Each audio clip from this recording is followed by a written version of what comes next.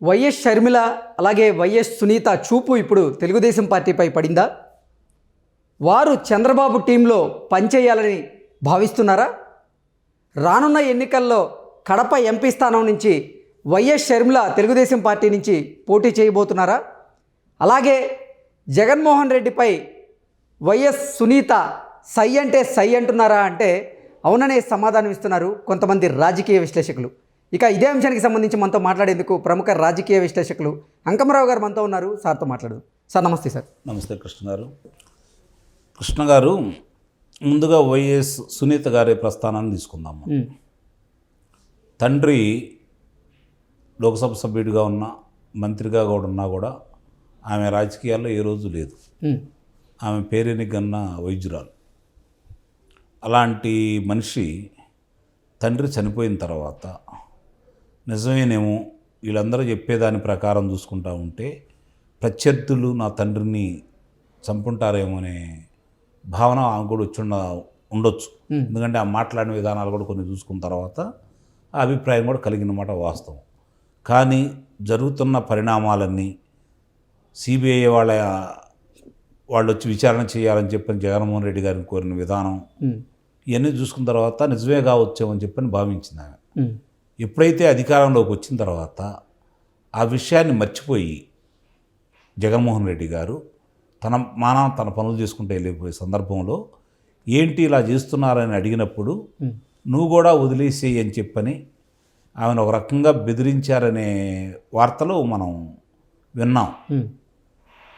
తండ్రికి ఇలాంటివి జరిగిన తర్వాత అది గనక విచారణలు చేసి దోషులను శిక్ష పడకపోతే నేను నా తండ్రికి అన్యాయం చేసిన దాన్ని అవుతాననే భావంతో ఆమె చేసిన పోరాటం చాలా గొప్పది, అనన్య సామాన్యమైంది. మనం నిజంగా ఆమెను ఆదర్శంగా కూడా తీసుకోవాలి.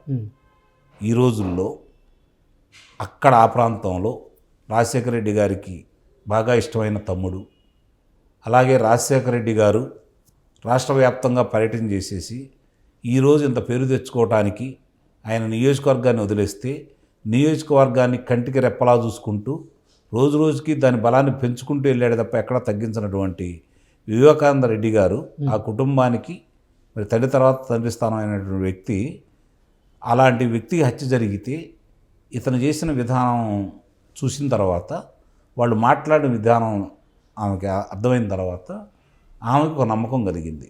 నిజమే, తెలుగుదేశం పార్టీ వాళ్ళని మనం అనవసరంగా అపార్థం చేసుకున్నాము, వాళ్ళు చెప్పినట్లు ఇది కుటుంబంలోనే జరిగింది, వీళ్ళ ప్రమేయంతో జరిగింది అనే నిర్ధారణగా వచ్చిన తర్వాత సుప్రీం న్యాయస్థానాన్ని ఆశ్రయించి న్యాయ పోరాటం చేసింది.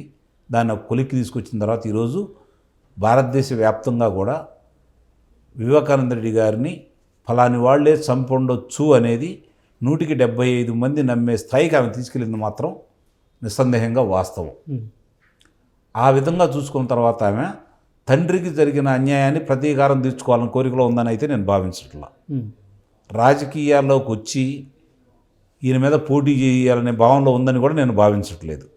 తండ్రి జరిగిన అన్యాయానికి, తన కుటుంబానికి జరిగిన అన్యాయానికి తండ్రిని ఎవరు చంపారని చెప్పి వాళ్ళని దోషులుగా చూపెట్టాలి, వాళ్ళకి శిక్ష వేయించాలనే తపనలో మాత్రమే ఆమె పోరాటం చేస్తుంది. రాజకీయాలకు వస్తుందని కానీ నేనైతే భావించట్లా. నిస్సందేహంగా చాలామంది భావిస్తున్నారు ఆమె రావాలని, పోటీ చేస్తే బాగుంటుంది, గెలిపించుకోవాలని పులివెందుల ప్రజలు కూడా ఎదురు చూస్తున్నారనే వార్తలు వినపడుతున్నా కూడా నా ఉద్దేశం ప్రకారం కనుక చూసుకుంటా ఉంటే ఆమె రాజకీయాలకు వస్తుందని అయితే నేను భావించట్లా. ఇక ఆమె ప్రస్థానం అది. ఇప్పుడు ఆమెని అవమానం చేశారు, ఆస్తి కోసం చంపారని చెప్పి ఆమె మీదే చిత్రీకరించారు. ఆమె భర్తని ఆయనే కారకుడని చెప్పని చూపిస్తూ ఉన్నారు. ఆయన్ని వ్యక్తిగత హననం చేయడానికి మొదలుపెట్టేశారు. రెండో పెళ్లి చేసుకున్నారన్నారు, మహిళా వ్యసనపరుడు అని చెప్పని అన్నారు. ఇట్లా ఆయన చిత్రీకరించిన తర్వాత బాధేసింది ఒక బిడ్డగా. కాబట్టి ఆమె ప్రయత్నం చేసింది. ఇక ఈవెన్ తీసుకుందాం షర్మిల గారిని. రాజకీయంగా జగన్మోహన్ రెడ్డి గారి విజయంలో జగన్మోహన్ రెడ్డి గారికి ఎంత పాత్ర ఉందో ఆ పార్టీ నిలబెట్టడంలోనూ ఈయన గెలుపులోనూ షర్మిల గారి పాత్రను మనం మర్చిపోలేము. సింహభాగం ఆమెకు కూడా దక్కింది, తల్లిగారికి ఆమెకు కూడా దక్కింది. మరి ఆమె చేసిన సుదీర్ఘ పాదయాత్ర అనేది మామూలు విషయం కాదు కదా. ఇవన్నీ చూసుకుంటా ఉన్న తర్వాత ఆమె విభేదించి సహజంగా ఏమనుకున్నారంటే అన్నతోడు విభేదిస్తుంది అన్నప్పుడు పార్టీ పెడుతుంది అనుకున్నప్పుడు ఆంధ్రాలో పెడుతుందేమో అని చెప్పి చాలామంది భావించారు. ఎందుకంటే అక్కడ కదా అన్న మీద కదా పోరాటం చేయాలని చెప్పి ఆలోచించారు. కానీ ఆమె వచ్చి తెలంగాణలో పార్టీ పెట్టింది. అప్పుడు ఏమనుకున్నారంటే నా బొట్టాడు కూడా ఏమనుకున్నారంటే వీళ్ళిద్దరూ ఒకటే కావాలని రాష్ట్రాలు పంచుకున్నారు అనే భావన వ్యక్తమైంది. ఆయన బండి సంజయ్ గారు కావచ్చు, లేకుంటే రేవంత్ రెడ్డి గారు కావచ్చు, వాళ్ళకి ఏమాత్రం తీసిపోయిన విధంగా ఇక్కడ కేసీఆర్ గారి మీద పోరాటం చేసిన వ్యక్తి మాత్రం షర్మిల గారు. నిస్సందేహంగా ఒప్పుకోవాలి మనం ఆ విషయం. అట్లా పోరాటం చేసిన వ్యక్తి ఇక్కడ కేసీఆర్ గారిని ఓడించాలి అంటే మన బలం చాలదని చెప్పిన ఆ బలాన్ని ఆమె గుర్తించేసి కాంగ్రెస్ పార్టీలో కలిసి ప్రయాణం చేయాలని భావించింది. సరే ఏమేం జరిగిందో మనకైతే క్షుణ్ణంగా తెలియదు, కానీ కొంత అడ్డుపట్టడానికి కారణం కూడా జగన్మోహన్ రెడ్డి గారేనని, తిరిగి ఆస్తుల పంపకాల విషయంలో న్యాయం చేస్తూ ఉన్నారని, కాంగ్రెస్ పార్టీకి వెళ్ళొద్దని, కాంగ్రెస్ పార్టీకి వెళ్లకుండా అడ్డుకున్నాడనే ప్రచారం కూడా జరిగింది. అందుట్లో వాస్తవం ఉండొచ్చు, లేకపోవచ్చు, అది వేరే విషయం. ఇప్పుడు ఆంధ్ర రాష్ట్రంలో కాంగ్రెస్ పార్టీ అధ్యక్షురాలుగా వచ్చి ఏదో చేయాలనుకుంటున్న వ్యక్తి తెలుగుదేశం పార్టీ ఎంపీగా నిలబడుతుందనేది వినపడుతున్నటువంటి వాదన. దానికి బలం చేకూర్చే విధంగా నిన్న క్రిస్మస్కు సంబంధించి లోకేష్ గారికి ఆమె పంపించిన కానుక కావచ్చు, తెలిపిన శుభాభి వందనాలు కావచ్చు, ఇవన్నీ చూసుకున్న తర్వాత ఏమో వస్తుందనే అభిప్రాయం జనంలో కలిగిన మాట వాస్తవం. కానీ నాకు తెలిసినంత వరకు మాత్రం తెలుగుదేశం పార్టీ తరఫున వచ్చి పోటీ చేస్తుందని అయితే నేనైతే భావించట్లా. ఓకే, అంటే గతం నుంచి వైఎస్ కుటుంబం కానీ నారావారి కుటుంబం కానీ రాజకీయ ప్రత్యర్థులుగా ఉండేవాళ్ళు. రాజకీయ విభేదాలు అయితే లేవు, కానీ ప్రత్యర్థులుగా అయితే ఉండేవాళ్ళు. ఎప్పుడూ ఇటువంటి సంస్కృతి సాంప్రదాయం లేదు గతంలో. అంటే ఒకరినొకరు విష్ చేసుకునేటువంటి సందర్భం అయితే లేదు ఫెస్టివల్స్కి. ఇప్పుడు కొత్తగా ఆ సంస్కృతి సాంప్రదాయానికి షర్మిల తెరలేపారు.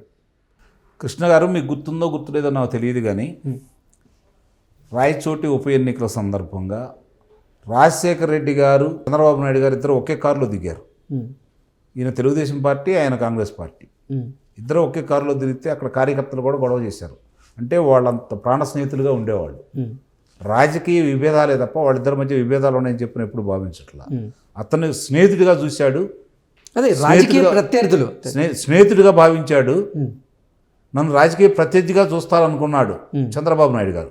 కానీ అధికారంలోకి వచ్చిన తర్వాత రాజశేఖర రెడ్డి గారిలో ఉన్నటువంటి రెండో మనిషి బయటకు వచ్చాడు. ఇతను శత్రువుగానే భావించాడు, శత్రువుగానే చూశాడు. ఇతన్ని వ్యక్తిత్వ హననం చేయడానికి ప్రయత్నించాడు, ఇతను రాజకీయాల్లో లేకుండా చేయాలని ప్రయత్నం చేశాడు. కానీ ఈరోజు మళ్ళీ షర్మిల గారు వాళ్ళు ఆ రోజు చేసుకున్నా కూడా, అంటే షర్మిల గారు గతంలో ఎప్పుడు కూడా ఇటువంటి విశేష చెప్పినటువంటి లేదు. అదే ఇప్పుడు మీరు మీ వాదనకి బలం చేకూర్చే అంశం కూడా అదే. ప్రజలు భావించడానికి కూడా అదే కారణం. ఒకవేళ రేపు అన్నం మీద ప్రతీకారం తీర్చుకోవడం కోసం తెలుగుదేశం పార్టీ సభ్యురాలుగా, అంటే రేపు పొద్దున చేరి లోక్సభకు పోటీ చేస్తారనే భావన రావడానికి ఈ జరుగుతున్నటువంటి కొన్ని కారణాలు మనకు కనపడతా ఉన్నాయి. అంటే జగన్మోహన్ రెడ్డితో విభేదించడం వల్ల చంద్రబాబు గారితో కలిసి పనిచేయాలని వైఎస్ షర్మిల భావిస్తున్నారంటూ కూడా కొన్ని వార్తలు వచ్చినాయి. తెలంగాణ ఫలితాలు, తెలంగాణలో అనుసరించిన విధానం చూసిన తర్వాత ఆమె ఈ విధంగా అనుకుంటుందేమో అని భావించడంలో కూడా తప్పు లేదు.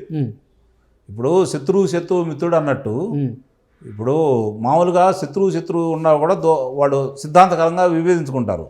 కానీ ఆప్తమిత్రులు అనుకున్న వాడు శత్రువులుగా మారితే వీళ్ళిద్దరి మధ్య యుద్ధం చాలా చాలా భయంకరంగా ఉంటుంది, చాలా ఘోరంగా ఉంటుంది, చాలా దూరం వెళ్ళింది. ఇది తట్టుకోలేరు ఒకళ్ళొకళ్ళు. అంత ఆత్మీయంగా ఉన్న వాళ్ళ మధ్య పగ వెళ్ళిందంటే తారాస్థాయికి వెళ్ళిద్ది.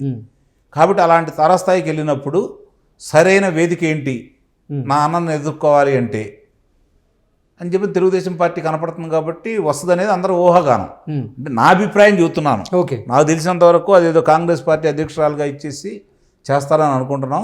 రెండు కొట్టివేయలేం, కానీ ఎక్కువ శాతం మాత్రం కాంగ్రెస్ పార్టీలోకి వెళ్తుందనేది నేను భావిస్తున్నాను. ఓకే, ఏదేమైనప్పటికీ కానీ వైఎస్ షర్మిల అలాగే వైఎస్ సునీత గనక ఆంధ్రప్రదేశ్ ఎన్నికల్లో పోటీ చేయబోతే ఇక జగన్మోహన్ రెడ్డి గోవిందా నేను వాళ్ళకి దింపుడు కల ఆశమే ఉన్నారు. ఇప్పుడు దింపుడు కాలం అంటే తెలుసు కదా, మనిషి చనిపోయిన తర్వాత మధ్యలో మామూలుగా మన శ్మశానం తీసుకెళ్ళే నాటికి 3 సార్లు ఆపి నారాయణ నారాయణ అని చెవిలో పిలిస్తే ఏమన్నా లెగుస్తారేమో ఆశ.